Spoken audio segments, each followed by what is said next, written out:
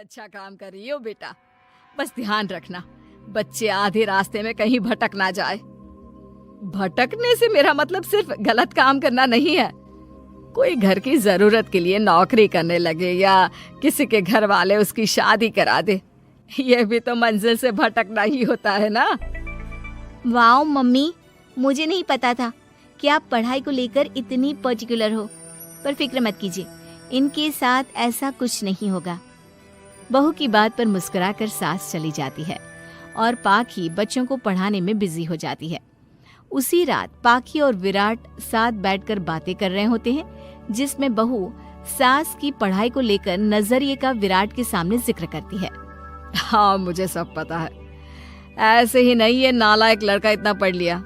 वो मम्मी ही तो है जिन्होंने बचपन से खाना खाया या नहीं से ज्यादा पढ़ाई की या नहीं पूछ पूछ कर मुझे इतना पढ़ने पर मजबूर कर दिया। वो हमेशा मुझे पढ़ाई और सेल्फ इंडिपेंडेंट होने की इम्पोर्टेंस याद दिलाती रही।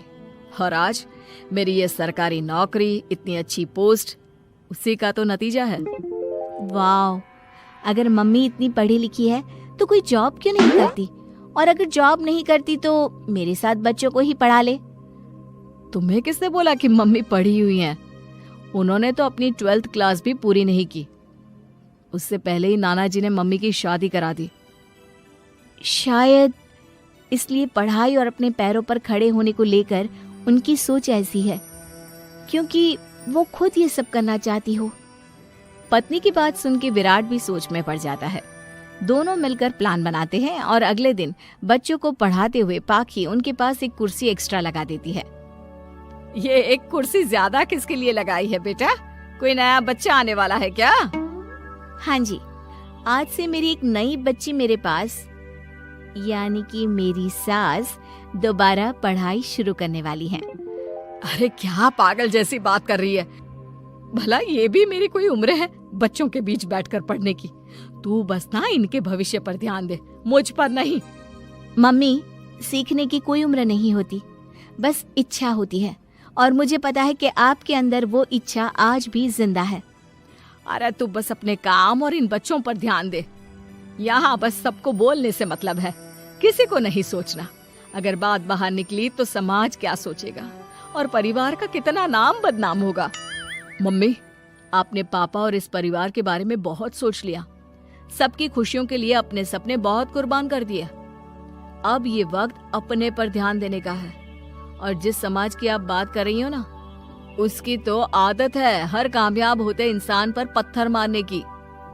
बेटी को भी बहू का साथ देते देख सास गुस्से में अपना सर पकड़कर बड़बड़ाते हुए वहां से चली जाती है। ये स्टूडेंट थोड़ी जिद्दी है, पर इन्हें मैंने 12th क्लास पास नहीं कराई तो मैं भी अपनी सास की बहू नहीं। ये देखने में तो मजा ही आ जाएगा। इसी के साथ पति पत्नी मिलकर सास को पढ़ाने के मिशन पर लग जाते हैं, लेकिन सास उनकी हर कोशिश को नाकाम कर देती है।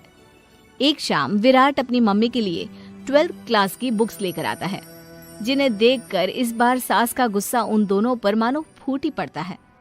अरे तुम दोनों का दिमाग खराब हो गया है क्या, जो ये बेवजह की जिद पकड़े बैठ गए हो? मैंने एक बार बोल दिया ना, मुझे कोई पढ़ाई नहीं करनी। इसके बाद मेरी पढ़ाई को लेकर मुझे घर में कोई जिक्र नहीं चाहिए।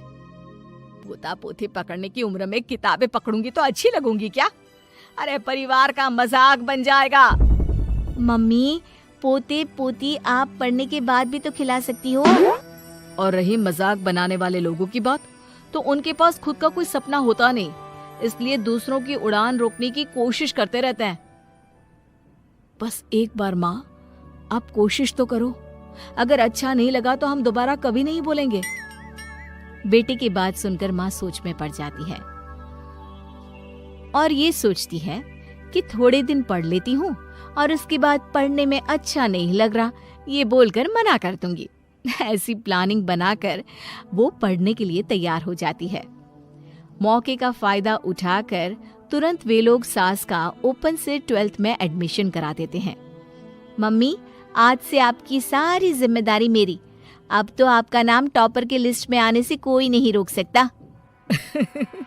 ये मेरे सीधे बच्चे, इन्हें अंदाजा भी नहीं कि माँ का प्लान क्या है। पाखी सास को पढ़ाना शुरू करती है।